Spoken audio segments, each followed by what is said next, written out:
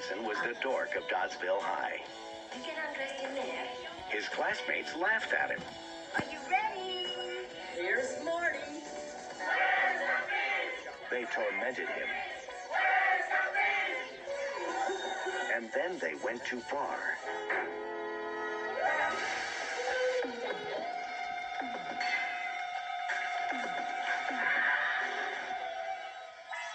Now, 5 years later, Marty's throwing a little party. A class reunion. Come on, you guys, let's party. They say he still roams the nut house, ever hopeful of that chance to escape, so he can take his evil revenge out on us all. Ah! And he's making sure everyone has the time of their life. I feel sick.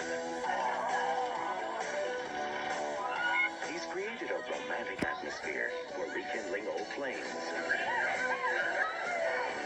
And a nice place to just hang around. Marty hasn't forgotten a thing. He's giving them a blast from the past they'll never forget. Marty Ranson is still a dork, but tonight he's getting even. Best Run Pictures presents Slaughter High.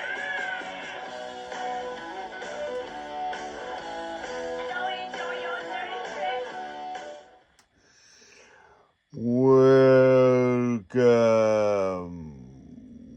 boys and ghouls, to another installment of Monster Mike's Mayhem. On today's April Fool's installment, I'd like to talk about the 1986 cult classic Slaughter High. In front of you is a custom Marty Ranson Slaughter High slasher doll. Back in 2017, I had none other than Screwy Luie Productions commission this doll for me. We communicated back and forth on Messenger in 2017, and I told him exactly how I wanted it to look. He had took screenshots from 1986 Slaughter High, Marty Ranson, and he went in and he created this custom doll for me. I mean, this thing is gorgeous. Look at this, head to toe. I got it on a Friday the 13th stand, just a regular stand until I get a stand for him. It's interesting.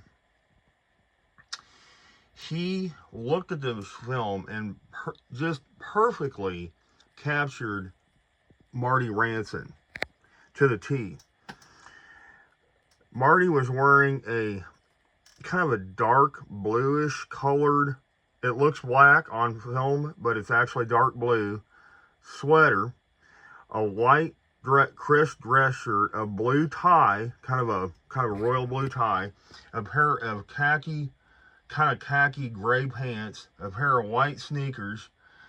These are what they call garden gloves. They're like tan garden gloves. His Doddsville High Letterman's jacket with the big D on the front. And, of course, we gotta add the 1980s Caesar old man mask. Now, I believe this mask came out between 80 and 81 by Caesar. And there's another company called Paper Magic that picked it up in the 90s and reproduced this old man. This was a very popular mask during the 1980s and 90s and early 2000s. I think you can still go to Paper Magic and get one of these. Not in this shape. Now, not Monster Mike owns one of the actual masks. I had two of them at one time. I sold one a while back for some cash, but I had two. And if you look, kind of hard to see, you can see Marty Ranson's blue eyes deep inside that mask. He specifically made that mask to look like a mask that a man's wearing with the dark eyes, and then you can see the blue eyes inside the sockets. See that, folks, out there in Monsterland? See that? That's old Marty looking into your soul. There is the gesture hat, which, thanks to his lovely wife, she made that custom gesture bell. And this is, hear that? Those are actual gold bells on this hat from 2017. I was highly impressed. It's kind of crazy how that he could go and make this gorgeous piece for me. I was so shocked. Now, Marty didn't have a signature weapon in the film. If you guys ever watched Slaughter High 1986, I will admit he did not have this signature weapon.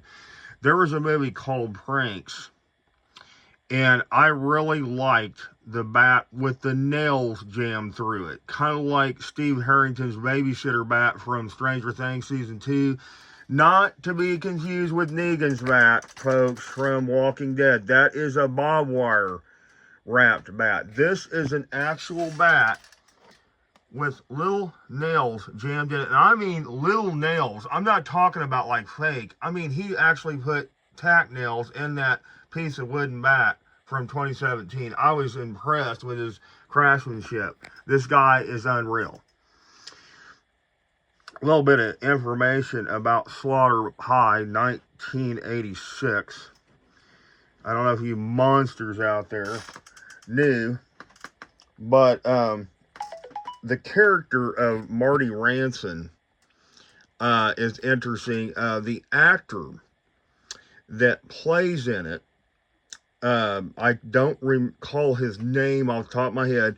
He committed suicide the year of the showing of the film in 86. Now, I don't know if he got to see it come out or not. I've heard rumors he overdosed in 86. I'm not sure. You guys can research that if you want, you monsters out there. Also, you'll notice a lot of the cast have a British accent because it was filmed over the pond in Great Britain in 85 or 86.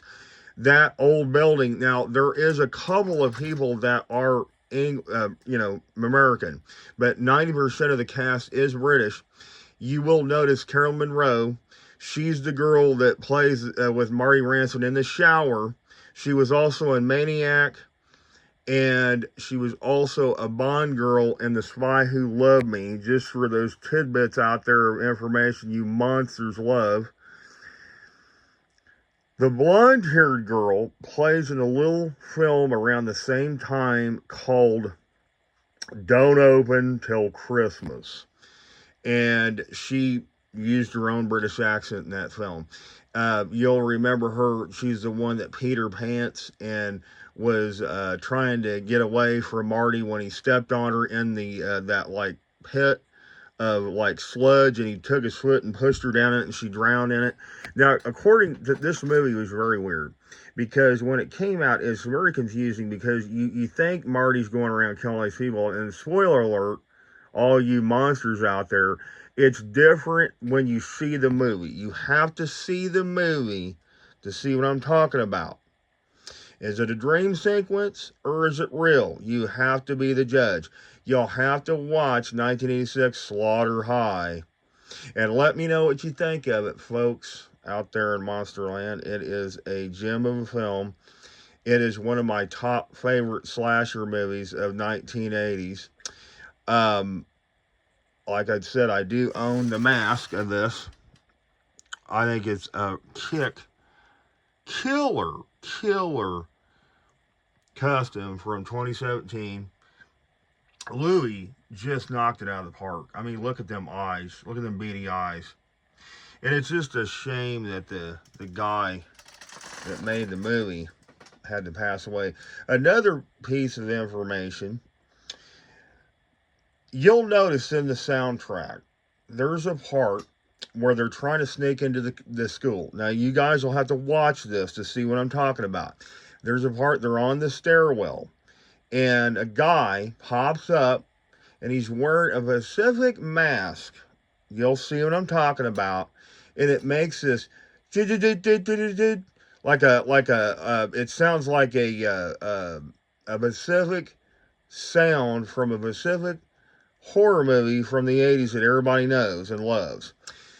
Specifically, Harry Manfredini was supposedly cornered by a couple of mafia men in the 80s, and they were wanting him, pretty much kind of making him make this soundtrack for this movie in 1986, and he didn't want to, but they kind of pressured him into it.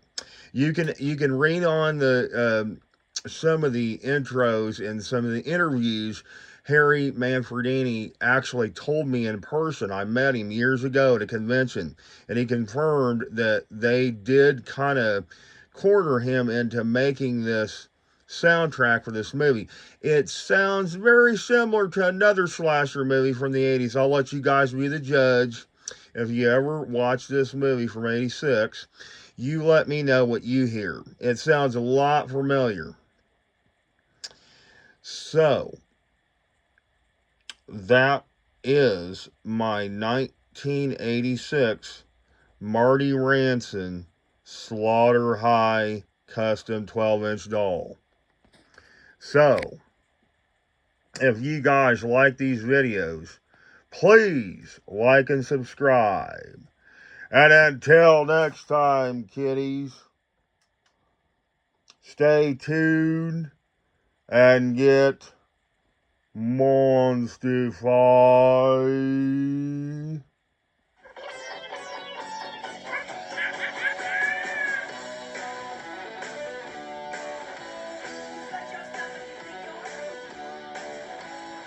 Marty Ranson was the dork of Doddsville High. You get undressed in there.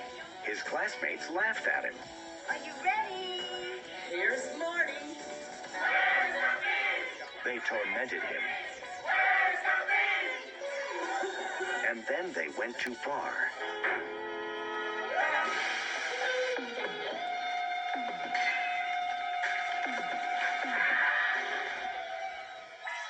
Now, 5 years later, Marty's throwing a little party. A class reunion. Come on, you guys, let's party. They say he still roams the nut house, ever hopeful of that chance to escape, so he can take his evil revenge out on us all. And he's making sure everyone has the time of their life. I feel sick. He's created a romantic atmosphere for rekindling old flames. And a nice place to just hang around. Marty hasn't forgotten a thing. He's giving them a blast from the past they'll never forget. Marty Ranson is still a dork, but tonight he's getting even. Vestron Pictures presents Slaughter High.